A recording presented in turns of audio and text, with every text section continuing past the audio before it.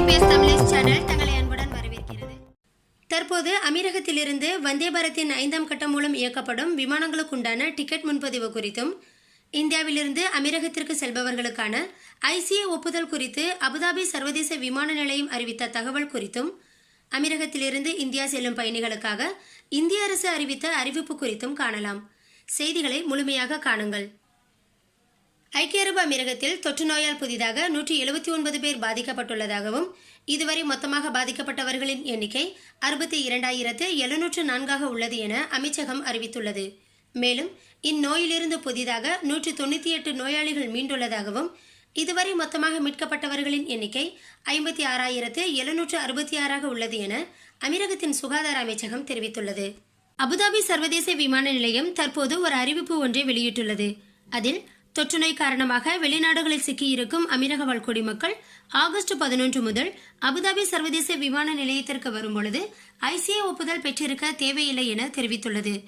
விமான நிறுவனங்களுக்கு அபுதாபி விமான நிலையம் வெளியிட்டுள்ள சுற்றறிக்கையில், அபுதாபி சர்வதேச விமான நிலையத்திற்கு வரும் செல்லுபடியாகும் அமீரக ரெசிடென்சி விசாக்களை வைத்திருக்கும் பயணிகள் அமீரகத்தின் எந்த எமிரேட்டில் வழங்கப்பட்ட விசாவை வைத்திருப்பவர்களாக இருந்தாலும் சரி, அபுதாபி சர்வதேச விமான நிலையத்திற்கு வரும் பட்சத்தில் அவர்கள் ICA அனுமதி பெற்றிருக்க தேவையில்லை என தெரிவித்துள்ளது. இது குறித்த அதிகாரப்பூர்வ தகவல்கள் விரைவில் வெளியாகும் என்றும், அதே நேரத்தில் பயணிகள் அனைவரும் கட்டாயம் தொற்று நோய்க்கான நெகட்டிவ் சான்றிதழை சமர்ப்பிக்க வேண்டும் என்ற விதிமுறைகள் தொடர்ந்து பின்பற்றப்படும் எனவும் தெரிவிக்கப்பட்டுள்ளது. வந்தே பாரத்தின் 5ஆம் கட்டம் மூலம் அமீரகத்திலிருந்து இந்தியாவுக்கு ஆகஸ்ட் 16 முதல் 31 வரை இயக்கப்பட உள்ள விமானங்களுக்குண்டான டிக்கெட் முன்பதிவு நாளை முதல் செய்து கொள்ளலாம் என துபாயில் உள்ள இந்திய துணை தூதரகம் அதன் அதிகாரப்பூர்வ வலைதளத்தில் தெரிவித்துள்ளது. இதன் மூலம் ஆகஸ்ட் 11 நாளை அமீரக நேரப்படி காலை 10 மணி முதல் இந்த சிறப்பு விமானங்களுக்கான டிக்கெட் முன்பதிவு துவங்கும் என்றும், இந்திய தூதரகத்தில் பதிவு செய்துள்ள இந்திய நாட்டினர் அங்கீகரிக்கப்பட்ட பயண முகவர்கள் மூலமாகவோ சாதாரண திருப்பி அனுப்பும் கட்டணத்தில் விமானங்களுக்கான முன்பதிவு செய்து கொள்ளலாம் என்றும் தெரிவித்துள்ளது. டிக்கெட்களை முன்பதிவு செய்யும் போது பாஸ்போர்ட் தகவல் மற்றும் பயணிகளின் தொடர்பு விவரங்கள் கட்டாயமாகும் என்றும் அறிவிக்கப்பட்டுள்ளது. துபாயில் உள்ள இந்திய துணை தூதரகம் அதன் வலைதளத்தில் வெளியிட்டுள்ள அறிக்கையில் கூறியதாவது, வெளிநாடுகளில் இருந்து இந்தியா திரும்புவோர் கட்டாயமாக ஏர் சுவிதா எனும் போர்ட்டலில் பதிவு செய்திருக்க வேண்டும் என இந்திய அரசு அறிவித்துள்ளதாகவும், மேலும் இந்த சேவை ஆகஸ்ட் 8 முதல் கட்டாயமாக்கப்பட்டுள்ளதாகவும் தெரிவிக்கப்பட்டுள்ளது.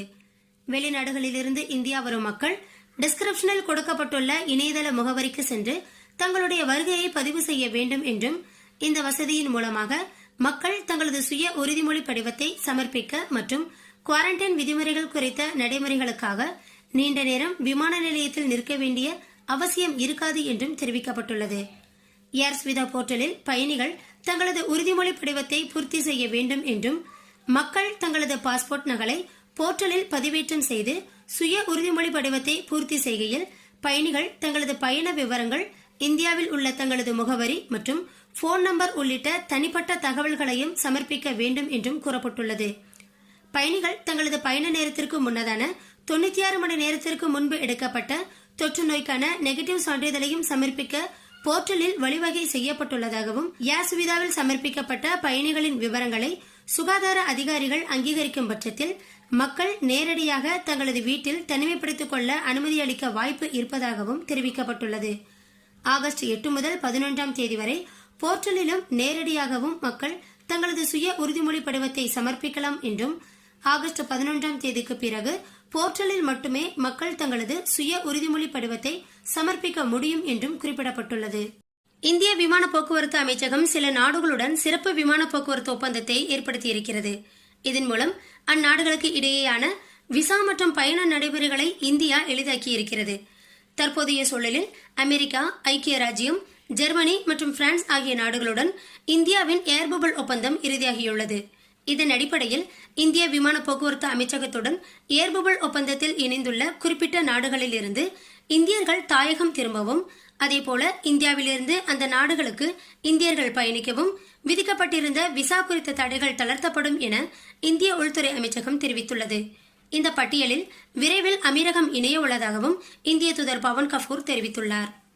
துபாயில் உள்ள மனிதவள ஆணையம் துபாயில் அரசு துறைகளில் பணிபுரியும் பணியாளர்களுக்கு வரும் ஆகஸ்ட் 16ஆம் தேதி முதல் ஒரு நெகிழ்வான வேலை நேரத்தை அமல்படுத்த இருப்பதாக அறிவித்துள்ளது. அதன்படி துபாயில் பணிபுரியும் அரசு ஊழியர்கள் காலை 6:30 மணி முதல் 8:30 மணி வரையிலான நேரங்களில் எந்த நேரத்தில் வேண்டுமானாலும் தங்கள் வேலையை தொடங்கலாம் என்றும் அவர்கள் பணிபுரியும் நிறுவனத்தில் நிர்ணயிக்கப்பட்டிருக்கும் வேலை நேரங்களின் அடிப்படையில் ஊழியர்கள் தங்கள் வேலை நேரங்களை முடித்துக் கொள்ளலாம் எனவும் தெரிவிக்கப்பட்டுள்ளது. அதே நேரம் பொதுமக்களுடன் தொடர்ச்சியான தகவல் தொடர்பு தேவைப்படுபவர்கள், ஷிப்டுகளில் பணிபுரிபவர்கள் போன்றவர்களுக்கு இந்த விதி பொருந்தாது என்றும், அரசாங்க நிறுவனம் இந்த புதிய விதிமுறைகளை பயன்படுத்தும் போது அந்நிறுவனத்தின் சேவைகள் பாதிக்கப்படுமேயானால் அந்த நிறுவனங்களுக்கும் இது பொருந்தாது என்றும் கூறப்பட்டுள்ளது. மேலும் இதுபோன்ற செய்திகளை உடனுக்குடன் தெரிந்து கொள்ள நமது GPS தமிழ் சேனலை சப்ஸ்கிரைப் செய்து கொள்ளுங்கள். கூடவே பெல் பட்டனையும் கிளிக் செய்து கொள்ளுங்கள். நன்றி.